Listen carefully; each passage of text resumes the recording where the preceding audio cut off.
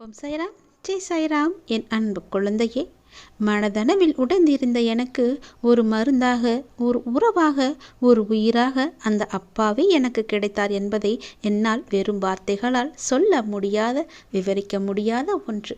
எத்தனை வேதனைகள் என் மனதில், எத்தனை சங்கடங்கள் என் மனதில், எத்தனை பிரச்சனைகள் என்னை சூழ்ந்திருக்கும் போது எனக்கு ஆதரவாக கை கொடுத்து தூக்கிவிட்டது என்னுடைய அப்பா. எனக்கு அவர் சொன்ன வார்த்தைகள்: தேவையில்லாமல் உன் உடம்பை நீ வருத்தி கொள்ளாதே, தேவையில்லாமல் உன் மனசை நீ வருத்தி கொள்ளாதே. நீ உன் வாழ்க்கையில் இப்பொழுது தத்தளித்து கொண்டிருக்கிறாய் என்பது எனக்கு தெரியும். உன்னை எனது கரம் கொண்டு இறுக பிடித்து காப்பாற்றி கொண்டிருக்கிறேன் என்பதும் எனக்கு தெரியும். அது உனக்கும் புரியும் என்று நான் நினைக்கிறேன். இன்னும் சில நாட்களில் அனைத்துமே மாறப்போகின்றது. உன்னுடைய துன்பங்கள், துயரங்கள் எல்லாமே முடிவுக்கு வரப்போகிறது. உன்னுடைய மிகப்பெரிய பணப்பிரச்சனை தீரப்போகிறது. உன்னுடைய மிக கஷ்டமான கடன் பிரச்சனை கூட அது முடியப் போகிறது. அதற்கான நேரத்தையும் காலத்தையும் நீ தொட்டு விட்டாய் தங்கமே.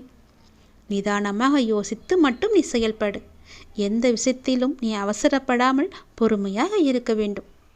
உன்னை விட்டு யார் விலகினாலும் அதையே நினைத்து நீ கவலைப்பட்டு கொண்டிருக்காதே. எல்லாமே நன்மைக்கு என்று நீ எடுத்துக்கொள். யார் உன்னை வெறுத்தார்களோ, யார் உன்னை உதாசீனப்படுத்தினார்களோ, யார் உன் நம்பிக்கையை கெடுத்தார்களோ, அவர்கள் முன் நீ மென்மேலும் வளர்ச்சியடைந்து உன் வாழ்க்கையை செம்மையாக மாற்றி காட்ட வேண்டுமல்லவா? அப்படி இருக்கும்போது நீ எப்பொழுதும் இதே போல சோர்வாக இருந்தால் என்ன அர்த்தம்? அவர்களை மேலும் மேலும் உன்னை துன்புறுத்ததானே ஆசைப்படுவார்கள். அவர்களுக்கு முன்னால் நீ வாய்விட்டு சிரித்துப்பார். அவர்கள் உன்னை பார்த்து எப்படி இருக்கிறார்கள் என்று நீயே கண்கூடாக பார்க்க போகிறாய். அவர்கள் முன் நீ வளர்ச்சி அடைந்து உன் வாழ்வில் வெற்றி பெறப் போகிறாய் என்ற வைராக்கியத்தோடு நீ செயல்பட வேண்டும். கவலைப்படாமல் இரு, நான் இருக்கின்றேன். உனக்கு மிகவுமே கொடியது என்ன என்றால் கோபம்தான். அந்த கோபம் உனக்கு வேண்டவே வேண்டாம். உன்னை என் உயிராய் நான் காத்து கொண்டிருக்கின்றேன். சோதனை காலம் என்பது எல்லோருக்கும் வரத்தான் செய்யும். சோதனை காலம் வரும்போது நீ பயப்படாமல் இருக்க வேண்டும், கலங்காமல் இருக்க வேண்டும். தந்தை தன் பிள்ளைகளை கண்டித்து நடத்துவதைப் போல இறைவனான நானும் நான் நேசிக்கின்றவர்களை கடிந்து நடத்துகிறேன். இதை புரிந்து கொண்டு நீ நடக்கும்போது நான் உன்னை என் பொறுப்பில் எடுத்துக்கொள்வேன். கவலைப்படாதே.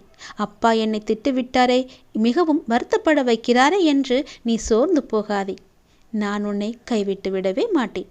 நான் உன்னோடு எப்போதுமே இருப்பேன். பயப்படாமல் மட்டும் இரு, கலங்காமல் மட்டும் இரு. நீ பலம் கொண்டு திடமான மனதோடு நீ எழுந்து வர வேண்டும். உன்னை ஒருபோதும் நான் கைவிட்டு விட மாட்டேன் என்ற நம்பிக்கை உனக்குள் அச்சாணியாக பதிந்திருக்க வேண்டும். உன்னை விட்டு விலகவே நான் மாட்டேன் என்பதை நீ நம்ப வேண்டும். அப்பா என்னை கைவிட்டு விட மாட்டார் என்ற நம்பிக்கை உனக்குள்ளே இருக்க வேண்டும். அப்போது அந்த கலக்கமானது, உன்னுடைய பயமானது உன்னை விட்டு தூர ஓடிவிடும்.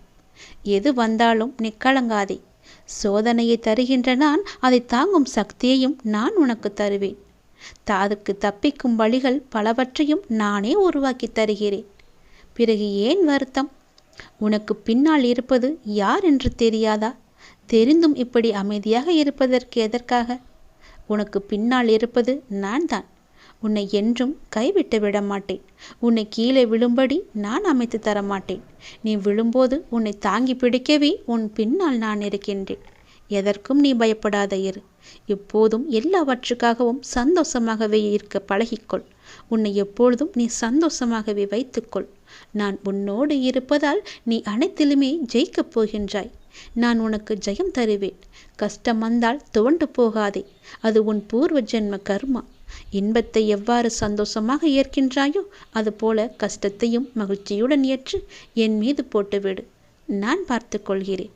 உனக்கு துணையாக உன்னுடைய அப்பா நான் எப்போதுமே இருப்பேன்.